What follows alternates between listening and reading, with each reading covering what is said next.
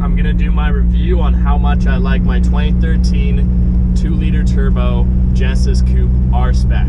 Alright, so I've had this car for about 2 years now, and honestly, it has given me very little problems, and especially for how much, I haven't done too much to it, but for these things being somewhat known to be blowing up all the time, it has treated me very well. So I have put an aftermarket turbo. I have a Kinagawa 18G twin scroll dual ceramic ball bearing turbo with the MXP exhaust manifold and a full straight pipe until I have 2 mufflers for my quad tips. But the mufflers don't really do that much. They're just kind of hollowed out. And of course I have the K&N cold air intake, and then I have Greddy Profect boost controller to control the boost, and I got a tune from Unique Performance. The tuning process was good from Unique. I actually really liked it. It's better than getting a standalone and getting it, well, the standalone would be better, but it's really pricey. So I would not recommend that if you're on a budget. And yeah, so it has treated me well. The only thing that I've had to do from like reliability is replacing the throttle body.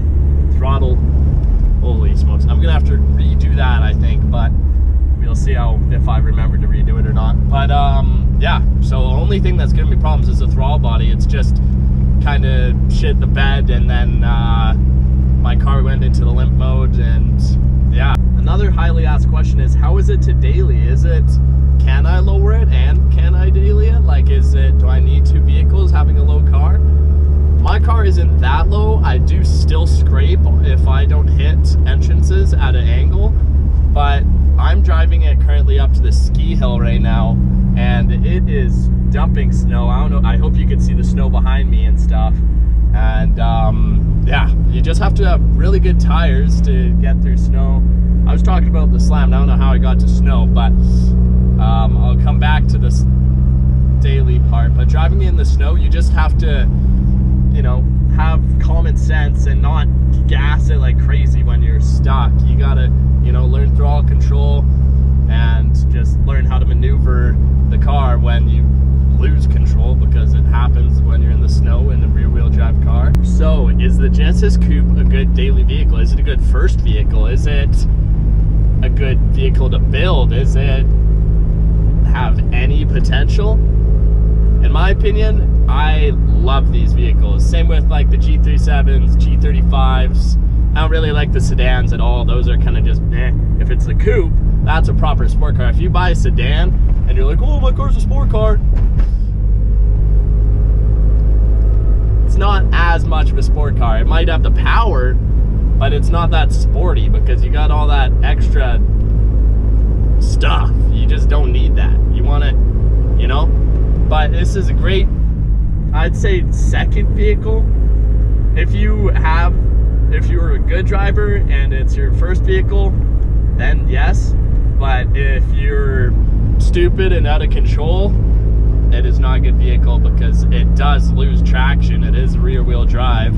It does have an LSD. It can get the job done. But yeah, you just got to be cautious and smart with your decision, I guess. And I think that everyone should start off with an absolute clap box first vehicle. It's kind of like I forget it's just needed. It's needed to build character, you know? So, yeah. If you get a nice car for your first vehicle, good on you. I hope you're nice to your dad. And by me saying that is me implying that your daddy bought it for you. Another great thing about these vehicles is they are dirt cheap for what they are. I have the 6-speed manual, and it is amazing. I bought this car for 11 grand, and besides modifications, that was the most expensive part, obviously. Like, it hasn't caused me like anything terrible. I have 160,000 kilometers on it, and it's awesome. The only thing that's really happening to me right now is my clutch is slipping because I'm at running 25 psi on a stock clutch, and yeah, it's really slipping. I'll give you an example possibly here soon. Bring up the V6. The V6 is also a great option for this vehicle. It comes with 350 horsepower stock. That's awesome. If you do the exhaust right, it sounds amazing. And if you're all about the pop and bangs, those things pop and they bang. So I'd really highly recommend that if you're into that. And honestly, I think the V6 would probably be better for drifting, mainly for turbo lag issues. Started to hydroplane a little bit there. And yeah, honestly, I have a small turbo, so it's not that bad for turbo lag, but still, you know, it's still there. So yeah, it's another great option. I heard that they're way less reliable. Never really met someone with one yet. Well, I have, but I never really asked them about it, reliability wise. And another cool thing about the 2-liter turbos is the engine is actually based off of the Mitsubishi Evo X engine. You could take parts off of that engine, like the head of it and the valve cover and the block even, and it would work the same. It does have, the Evo X does have more aggressive camshafts, which I've been thinking of upgrading my head with just the Evo X head, and it would still be reliable because it's not too aggressive, but it's more aggressive camshafts. Gotta love that. And I have a slight lifter tick right now. That's, everyone's like, oh my gosh, a lifter tick. It has a little tick to it. Mechanics tell me it's injectors. Mechanics tell me, oh, it could be a lifter. It hasn't caused me any problems, and I drive this thing pretty aggressively. I rarely redline it though. One of the big things about these vehicles, you can't be redlining these things. They are a tad delicate when they get higher revved, but if you keep her like at max, like 6 grand, just don't be bouncing off at like 6.5, and you'll be fine. I live in Canada, and I'm currently heading up to the ski hill, as I've already said, and it snows. It snows here. You got to deal with it. I love the snow. Lots of people don't like the snow, and I'm like, then why do you live here? Kind of just a Demi-Downer for no reason. A party pooper, if you will.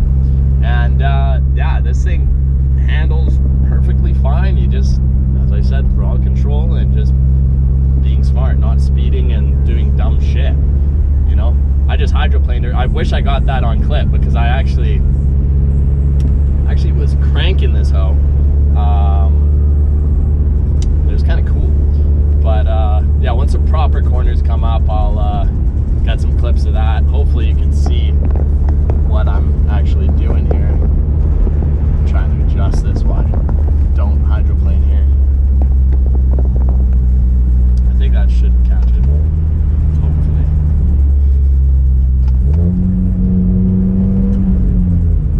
Got a little corner here.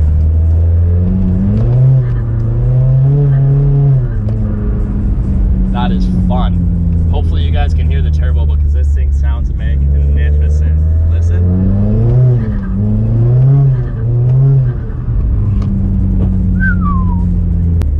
So I've forgotten to bring up that my turbo on my exhaust manifold is for a BK1 Genesis coupe. That's from 2009 and 2012.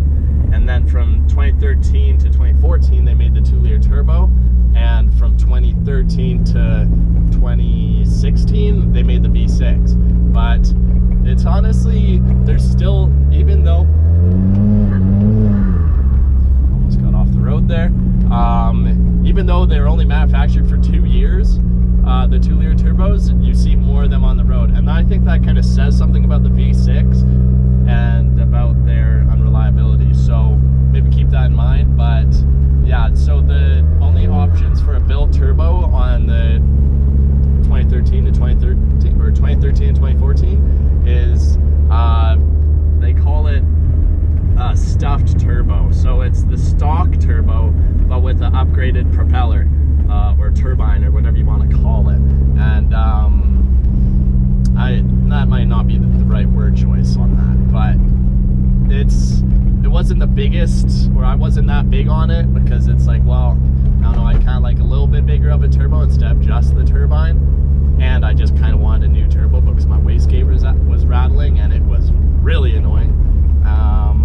And that is a very rare occurrence to happen with these cars. Apparently, I've read on Reddit, of course, that there's always one person on Reddit that says, oh, I've had this problem, and no one else has had that problem besides me, I guess, apparently. And yeah, but it all bolts up properly with the BK1 manifold and the turbo. You have to get the BK1 downpipe, which is actually better for airflow, people have said. We're starting to get up to some of the really good corners here. Sadly, I don't have anyone with me to record outside the vehicle, so hopefully you can kind of see that I'm swinging this hoe.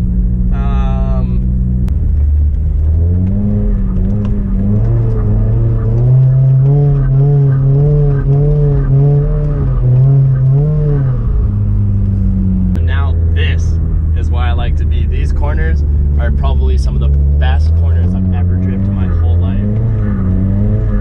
I haven't really drifted anywhere else, to be honest. This is kind of just my main spot. But I'm also stuck behind this truck, which is going slow as flip.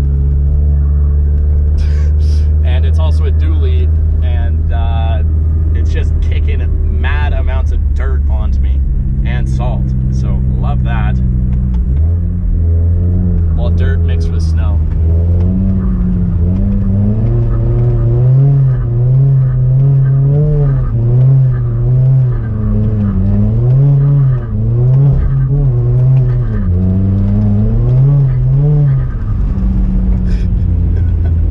Holy smokes, like, you guys will not regret buying one of these cars. They are just like, it blows me away how much you can get for the price.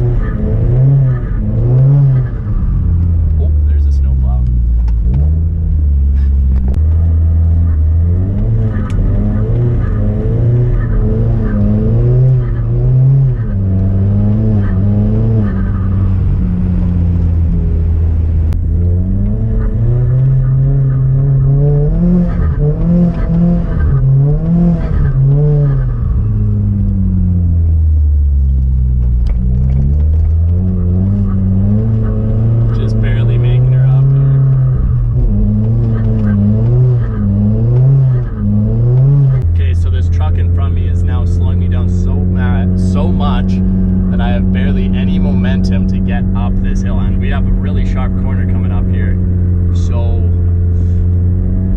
I hope I don't get stuck. And there's a plow right on the corner, so that's, I don't know if I'm gonna be able to really drift it.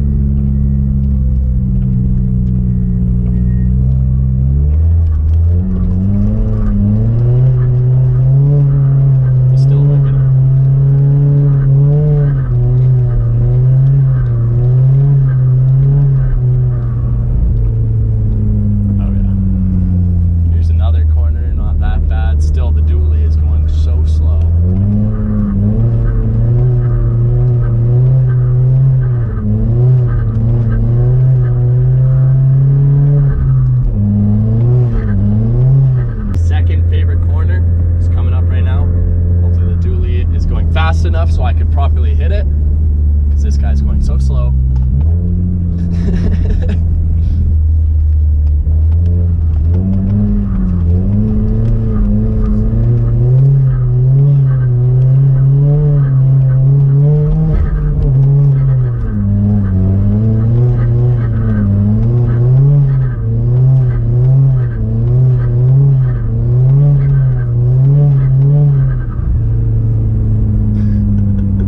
Like, holy smokes, I love this car. No, everyone hates me for it, but they don't drive it. And once they do, or once they would, they can't get rid of it, really.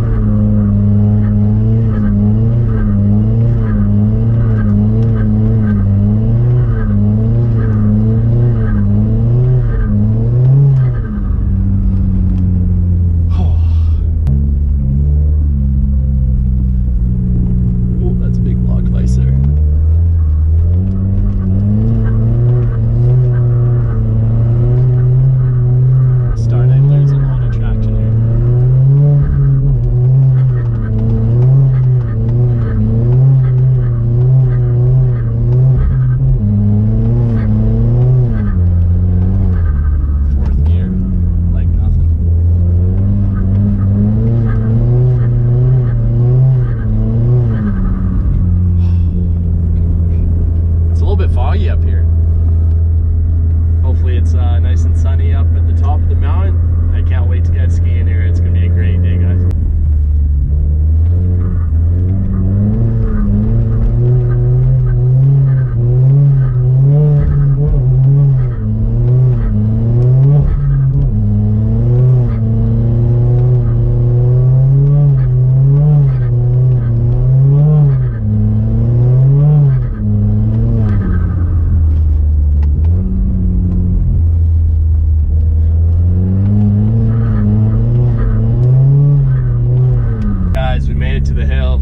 Sums up the video. I'm not sure what else to really talk about with my car and if you should buy one or not, but all I can say is I highly recommend it. Is this person gonna go?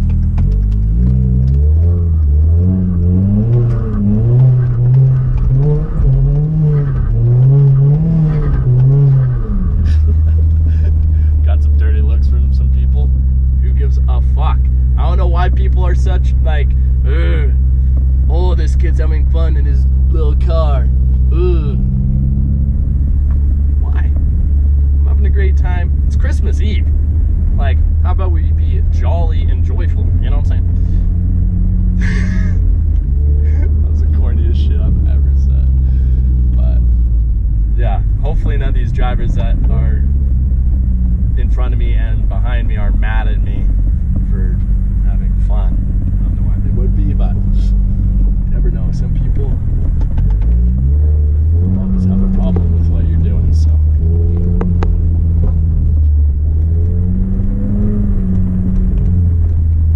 And the parking lot is packed. This parking lot is super bumpy. I bet the camera is not doing well right now with smoothness. I must say, holy crap. I just dropped off the things at the cabin. Now trying to get up to the parking lot. Sometimes I get a little bit stuck. Thank you. This lady is now walking up where I need to go, and now there's a truck coming. So I'm gonna just go fully down because I want to get a little bit rowdy. I'm probably not gonna, holy smokes, I probably am not gonna get that rowdy because people don't like it when I do that and then it's loud in the village. Holy smokes, it's deep smoke.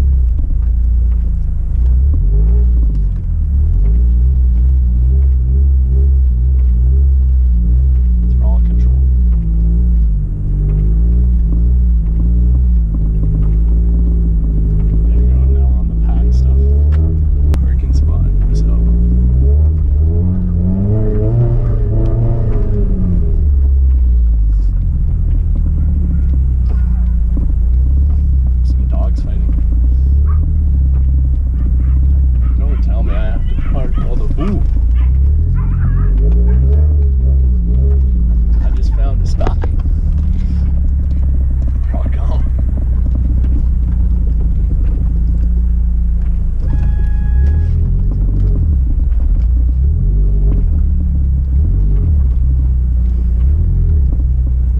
Reverse in when it's cold, because if your battery dies and you need to jump, and you can just open your hood and your bike can give you a jump. Alright guys, that pretty much sums up the whole video. Got a lot of slush on her attached to the lights here, and just for instance to show how low I am, that's how low I am. So just yeah, here's the front. So it's a little bit higher up in the front so that I could get up and over deeper snow, but the amount of slush that is attached to the lights is just obnoxious. And in my wheel wells there's a lot of buildup there. I should probably take all this off so then the wire doesn't, or it doesn't take tape off. And yeah, Merry Christmas guys. I probably am gonna be posting this after Christmas, so Happy New Year's.